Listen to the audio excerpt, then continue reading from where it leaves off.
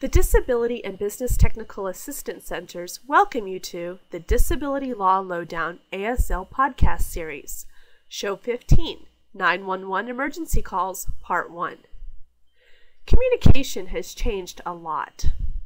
It used to be that the TTY was the main form of instant communication with people who were not right next to you. But that has completely changed. Now we have text messaging on cell phones, instant messaging on computers or Blackberries or iPhones,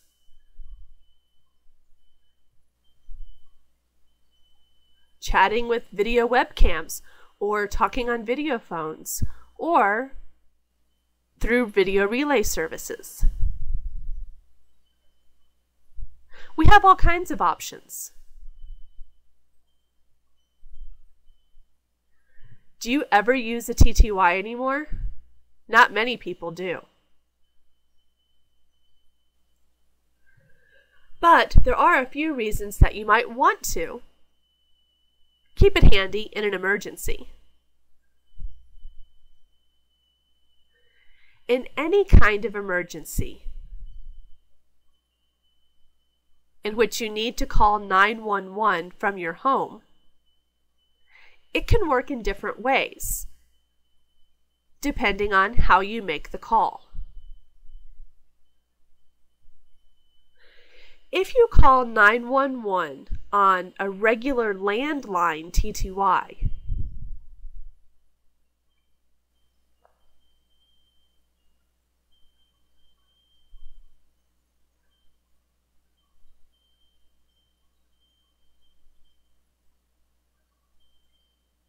then the call is automatically connected to the 911 emergency center in your area.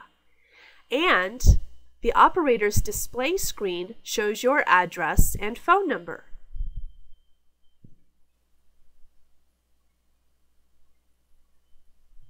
Even if you don't say or type anything on your end.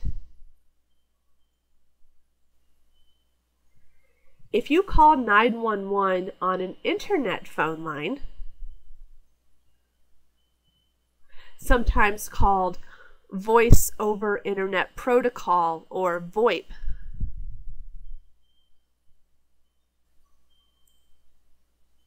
with your TTY, then the call is still automatically connected to the 911 emergency center, just like landline TTY. But there is an important difference. The address that shows on the operator's display screen is the address you gave to your internet service provider. So, if you move, you need to be sure to let your internet service provider know about your new address, even if you just change apartments within the same complex. You still need to let them know the change of apartment number, even if the change of address is temporary, like you go on vacation or go to stay with family for a month, for example. You need to let them know your new address, or they will send emergency services to your old address, and you don't want that. If you call 911 from your cell phone, you will have to tell the operator your address, because obviously a cell phone can be used anywhere.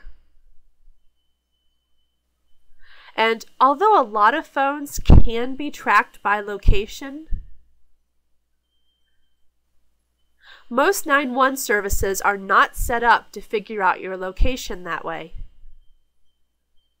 You will have to tell the operator your location.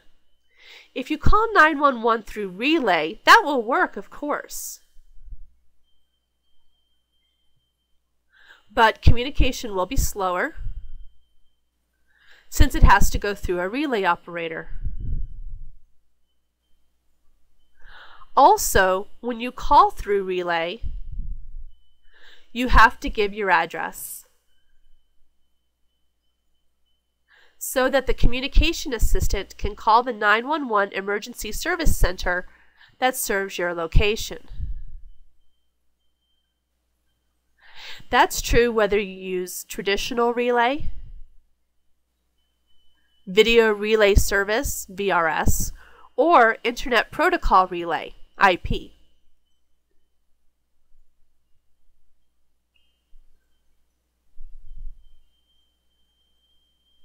And again, just like with VoIP, when you register with a VRS or IP relay, you'll give them your address, which makes things go a little more quickly if you use them for an emergency call. But remember to let them know immediately when your address changes.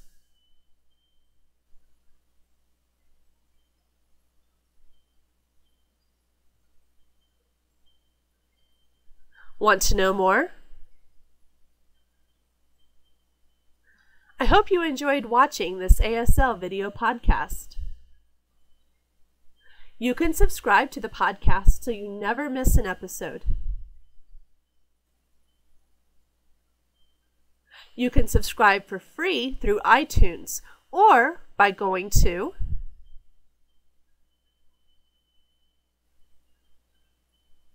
asl.disabilitylawlowdown.com.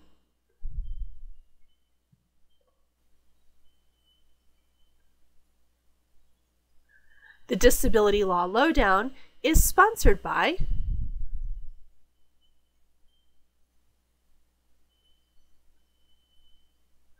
the Disability and Business Technical Assistance Centers, or DBTAC,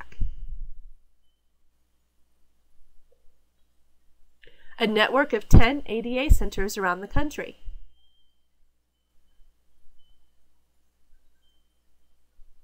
The ADA centers provide training and technical assistance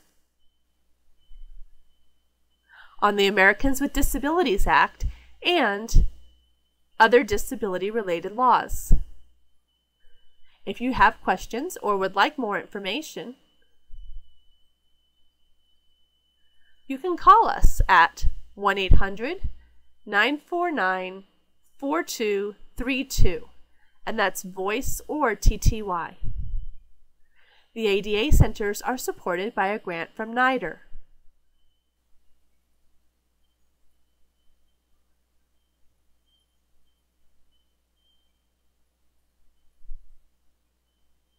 Watch for Part 2 coming soon. Host Lori Mallory. Script writer Jackie Brennan. Editor and videographer Beth Case. Sponsored by the ILRU Southwest, Rocky Mountain, and Great Lakes ADA Centers, and produced by Decker Labs.